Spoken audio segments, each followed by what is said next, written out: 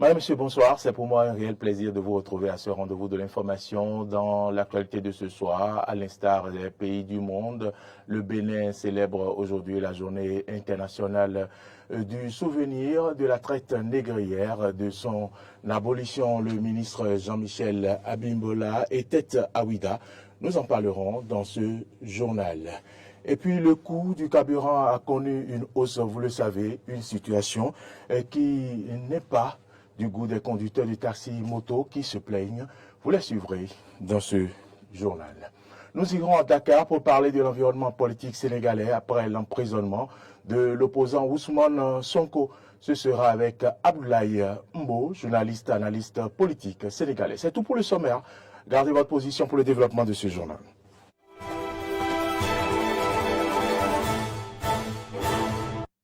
Merci à toutes et à tous pour l'attention. Bienvenue. Jean-Michel Abimbola, ministre du Tourisme, de la Culture et des Arts, a procédé aujourd'hui à la Maison du Brésil à Ouidah au lancement des manifestations entrant dans le cadre de la célébration de la Journée internationale du souvenir de la traite négrière et de son abolition. Instituée par l'UNESCO en 1998, elle vise à inscrire la traite négrière dans la mémoire des peuples du monde entier. La célébration au Bénin est placée sous le thème de la douleur à la grandeur. Le gouvernement béninois entend désormais faire de cette journée un espace de réhabilitation de la mémoire des afrodescendants et un instrument de promotion de la destination Bénin. L'atteinte de cet objectif passe par la réhabilitation des lieux de mémoire à travers les sites où les événements historiques se sont produits, à savoir Fort Portugais, place aux enchères, mémorial de Zumboji, route de l'esclave et porte du non-retour, pour ne citer que cela. Pour marquer cette journée, il est prévu, entre autres, une conférence débat avec un panel d'invités prestigieux et des spécialistes en la matière, une marche mémorielle et plusieurs prestations artistiques. Toujours en bref dans cette édition, dans la soirée d'hier, une fourgonnette en direction de Cotonou s'est retrouvée dans le terre-plein central à hauteur du campus d'Abomey-Calavi, plus de pneus arrière en place sous le véhicule renversé qui laissait couler de son réservoir du gazole sur le bitume. Selon les témoins, aucune perte en vie humaine, mais les causes de l'accident ne sont pas connues. Ni policiers, ni chauffeurs, ni apprentis, personne n'était sur les lieux pour expliquer les raisons du dit accident qui visiblement serait dû à l'absence d'éclairage public sur la route inter-État numéro 2 dans la commune d'Abomey-Calavi. Une autre information parlant justement de l'absence d'éclairage à hauteur du campus d'Abomey-Calavi où se produisent de nombreux accidents nuitamment et comme celui d'hier dont vous avez suivi les images tantôt. Arthur Wendo s'est intéressé au sujet dans un reportage que je vous invite à suivre. Une route éclairée permet une bonne visibilité la nuit, mais certains usagers d'Abomey-Calavi jouissent à peine de ces éclairages. Dans Calavi, il y a certaines zones où c'est pas éclairé. Et donc ça donne pas assez de confiance parce qu'il y a beaucoup de sécurité dans ces zones. Il y a des lampadaires qui ne travaillent pas. Dans certaines zones, il y a de l'obscurité presque un peu partout. Et cet état de lieu crée des accidents. Sincèrement, on endure ce pèlerinage-là qui nous crée beaucoup d'ennuis sur la voie. Il arrive très souvent qu'il y a des trous même sur la voie même n'est pas bien praticable. Et ça nous crée des ennuis. Quand tu prends un client, lorsque tu as des motos encore devant ou des véhicules, tu tombes dans le trou facilement. Plusieurs artères sont dépourvues d'éclairage. Un véritable danger pour ces personnes qui circulent la nuit. Si au moins le gouvernement peut penser à ça, quand on descend un peu à la décentralisation au niveau du CA, peut s'associer aux maires pour qu'on pense et éclairer un peu la voie, ça va nous soulager beaucoup. On aime venir au portail pour pouvoir prendre de l'air, mais vraiment on s'expose à des risques de braquage.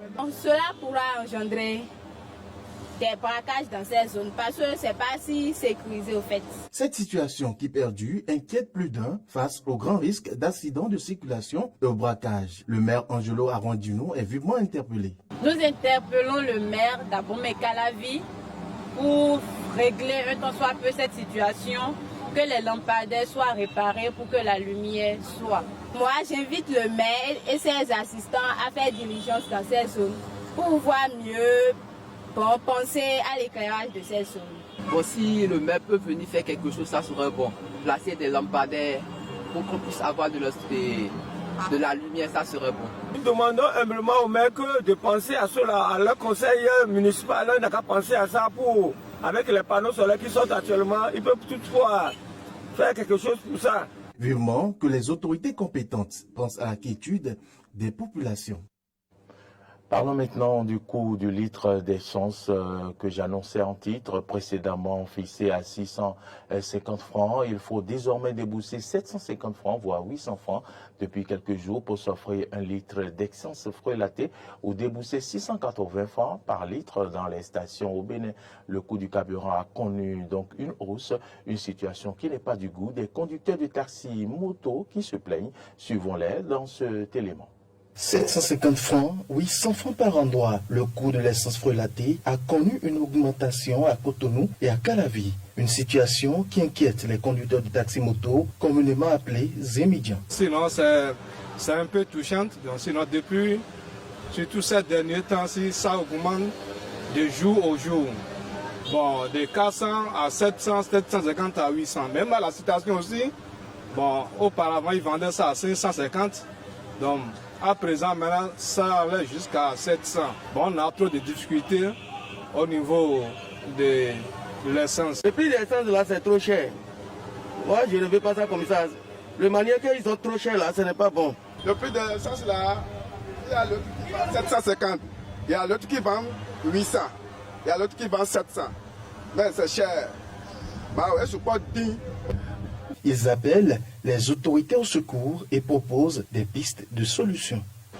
Bon, si on peut avoir plusieurs stations, des mini-stations, et pour ne plus augmenter le prix de l'essence à la station aussi, ça serait bon. Le quelqu'un dit que c'est le Nigeria, le quelqu'un dit que c'est nous président qui est ici. Bon, on ne sait pas le temps, comment on va faire, et l'essence est cher comme ça, nous aussi on ne sait pas. Bon, comment on va faire maintenant, on nous a allé demander, nous président, que l'essence est comme ça, tout le monde, on va mourir. Pendant ce moment, les stations-service sont les plus gagnantes car la grande masse préfère y aller pour s'approvisionner. Les responsables du Fonds national de développement agricole FNDA ont échangé hier à Cotonou avec les différents acteurs agricoles pour l'amélioration de l'accès des exploitants agricoles au financement. La plateforme des acteurs de la société civile a également pris part à ces échanges. Suivez ici le compte rendu de Frédéric Espoir Oumambou. Le développement de l'agriculture est tributaire du financement. Et l'on ne peut véritablement réussir la révolution verte sans un soutien conséquent de la part des institutions financières. Ces dernières ne peuvent agir comme cela se doit sans un appui conséquent à leur endroit de la part d'un partenaire sûr. Ce partenaire est pour le moment l'État béninois, qui s'est engagé à faire de l'agriculture l'un des principaux axes de développement économique du Bénin. Mais pour le moment, force est de constater que l'État n'est pas encore, pour les institutions financières, un partenaire totalement sûr. Ainsi parlait le président de l'Association des systèmes de financement décentralisés à l'ouverture de la séance d'échange entre les systèmes de financement décentralisés, les agences territoriales de développement agricole, la Chambre nationale de l'agriculture et le Fonds national de développement agricole. C'est dire qu'en somme, la stratégie de financement des entreprises agricoles depuis 2020 n'a pas comblé les attentes. Il faudra changer de fusil d'épaule. Conscient du fait, le FNDA lance ce cadre de concertation entre les acteurs publics et civils du secteur agricole. Un creuset de concertation qui vient à point nommé selon Prosper Agossou, DG ATDA Pôle 7. Ces assises sont les bienvenues pour nous permettre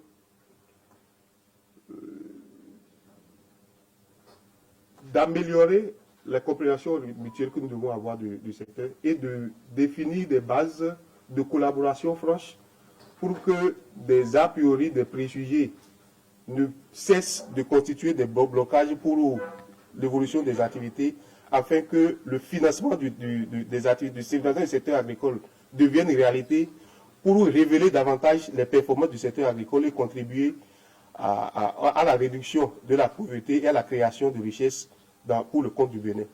Dans ses propos liminaires, le DG du Fonds national de développement agricole semble bien disposé pour l'amélioration de l'accès des exploitants agricoles au financement, l'un des principaux gages pour passer de l'agriculture de subsistance à une agriculture de développement. La nécessité d'affinement des produits financiers existants et ou de développement de nouveaux produits financiers par les SFD partenaires du FNDA est donc d'actualité.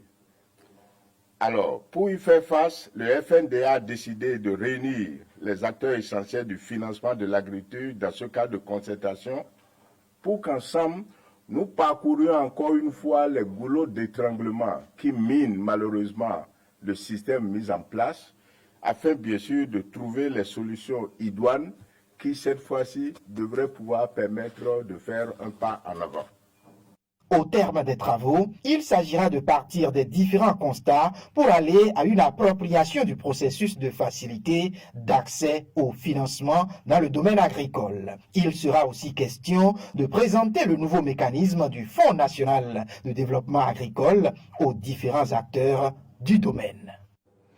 Hors du Bénin, partons maintenant au Sénégal où désormais le leader incontesté de l'opposition, Ousmane Sonko, du point de vue de la masse, est emprisonné à quelques mois de l'élection présidentielle de 2024. Que peut-on dire alors de l'environnement politique sénégalais actuel? Le dauphin de Macky Sall est-il connu? Élément de réponse dans ce extrait de l'entretien tenu avec Abdoulaye Mbo, journaliste, analyste politique sénégalais.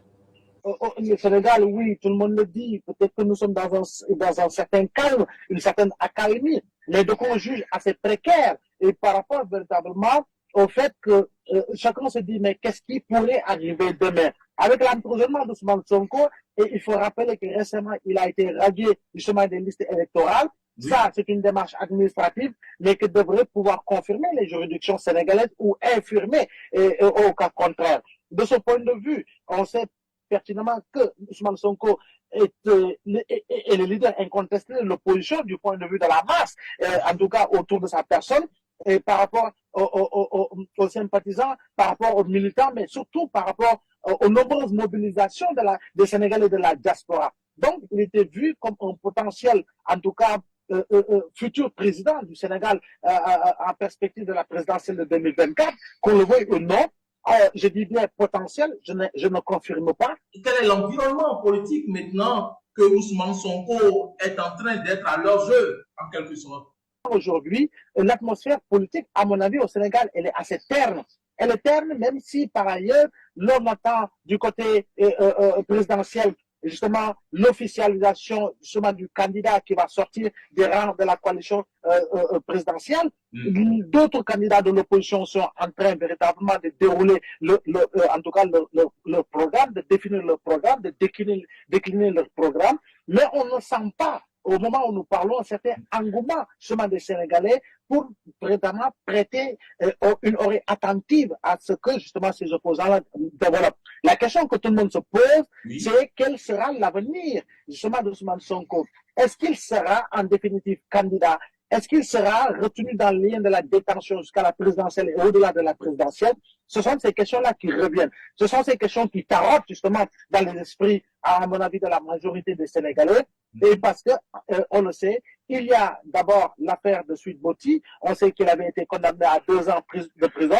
Maintenant, il y a le débat sur l'acquiescement ou le non-acquiescement, sur véritablement la fin de la contumace, étant donné qu'il a été arrêté. Et si l'on se fonde sur l'article 316, même sur l'article 341 justement du Code pénal sénégalais, on sait pertinemment que le contumace, dès lors qu'il se constitue prisonnier ou dès lors qu'il est fait prisonnier, automatiquement le jugement qui a été prononcé dans cette affaire-là est anéanti. C'est ce qu'on appelle la purge justement de la contumace.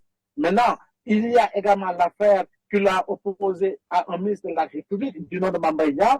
On attend également la décision finale de la Cour suprême. Et c'est de ce point de vue-là que le code électoral, dans son changement pour réintégrer 2 autres opposants que sont Khalifa Sall et Karim Wade, justement a posé problème au niveau de l'Assemblée nationale, dont une partie même a eu à saisir le Conseil constitutionnel pour invalider justement ce qu'ils ont considéré comme une loi anticonstitutionnelle en se référant justement au code électoral en ses articles L28 et L29, non sans tenir compte justement de l'article 57 qui concerne le plus Ousmane Sonko, mais qui n'a pas été touché malheureusement. Donc, c'est cela aujourd'hui l'ambiance. On discute, on échange, mais on ne sait pas qui est actuellement le mieux positionné. On ne peut pas le dire. On ne sait pas encore qui sera le candidat du président sortant, qui est Macky Sall. Donc, aujourd'hui, il est très difficile de pouvoir faire un pronostic par rapport aux différents profils qui se dégagent. Donc, c'est cela, en réalité, la situation politique au Sénégal. C'est ici que se referme ce journal. Mesdames, Messieurs, merci à toutes et à tous de nous avoir suivi. L'information, vous le savez, continue sur nos différentes plateformes, YouTube, Facebook et Twitter, et sur notre site internet www.bele-iden.tv. Mais vous pouvez également nous suivre, ne l'oubliez pas, en téléchargeant notre application CIDN TV Diaspora FM sur Play Store, et vous pouvez nous suivre partout où vous pouvez vous retrouver dans le monde, je vais dire. Suivez ce soir à 21h Christ dans vos maison. Bonsoir.